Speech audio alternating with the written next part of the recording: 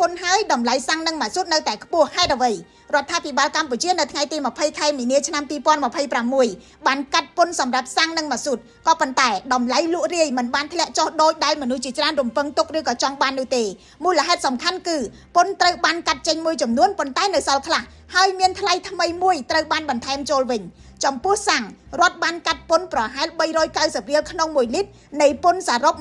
1215រៀលដែលធ្លាប់យកនាពេលកន្លងមកក្នុងចំណោមនោះពន្ធអាករបន្ថែមត្រូវបានលុបចោលទាំងស្រុងខណៈដែលពន្ធអាករលើតម្លៃបន្ថែមឬក៏ VAT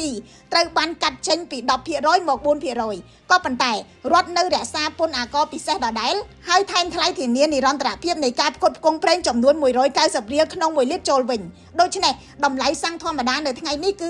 5400រៀលក្នុង1លីត្រចុះ100រៀលបន្ទាប់ពីបានឡើងថ្លៃសរុប1650រៀលក្នុង1លីត្របើគ្មានការបញ្ចុះពន្ធនេះទេហើយបូកថែមថ្លៃធានានិរន្តរភាពទៀតតម្លៃសាំងធម្មតាអាចឡើងដល់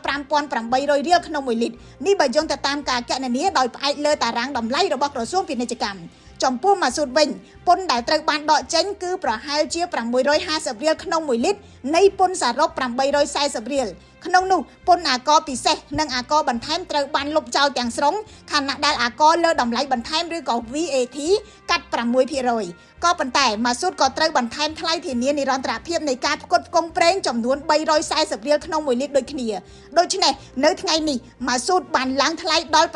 6700រៀលក្នុង1លីត្រគឺឡើងចំនួន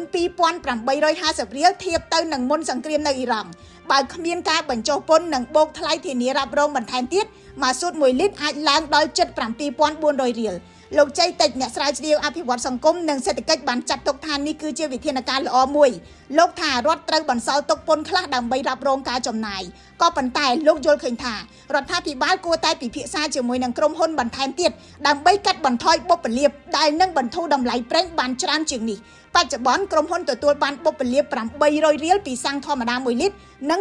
920រៀលក្នុងមួយស៊ុត1លីត្រឆ្លើយតបទៅនឹងចំណុចនេះលោកប៉ែនសូវិជាតិអ្នកនាំពាក្យក្រសួងពាណិជ្ជកម្មបានប្រាប់ News Today ថារដ្ឋាភិបាលមិនបដិសេធការពិចារណាបញ្ចុះបុព្វលាភទេក៏ប៉ុន្តែលោកបញ្ជាក់ថាកម្ពុជាជាប្រទេសនាំចូលប្រេងសុទ្ធសាធហើយវិស័យឯកជនគឺជាអ្នកនាំចូលដូច្នេះរដ្ឋត្រូវថ្លឹងថ្លែងឲ្យបានហ្មត់ចត់រវាងការជួយប្រជាពលរដ្ឋនិងការមិនធ្វើឲ្យប៉ះពាល់ទៅដល់ការរស់រានមានជីវិតរបស់វិស័យឯកជនដែលត្រូវចំណាយលើបុគ្គលិកនិងសេវាកម្មនានាខ្ញុំរស់សុធាពី News Today NTTV